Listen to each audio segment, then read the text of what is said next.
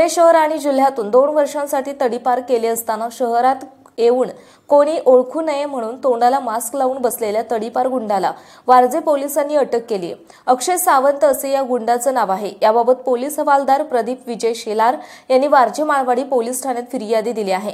याबाबत पोलिसांनी दिलेल्या माहितीनुसार अक्षय सावंत याला पोलीस उपायुक्त संभाजी कदम यांनी 11 ऑक्टोबर 2023 रोजी पुणे शहर पिंपरी चिंचवड आयुक्तालय तसेच पुणे आणि सातारा जिल्ह्यातून 2 वर्षांकरिता तडीपार केले होते। या तडीपारीचा भंग करून तो घरी आला होता।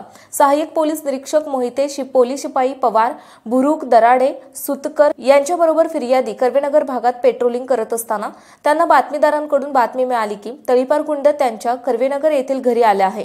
त्यानुसार पोलिसांनी कर्वेनगर येथे गेले तेव्हा तो पार्किंगमध्ये तोंडाला मास्क लावून बसला होता। पोलिसांना पाहून तो पळून जाऊ लागला तेव्हा त्याचा पाठलाग करून पोलिसांनी पकडले। त्याच्या विरुद्ध वारजे माळवाडी पोलीस ठाण्यामध्ये गुन्हा दाखल करून अटक करण्यात आली आहे।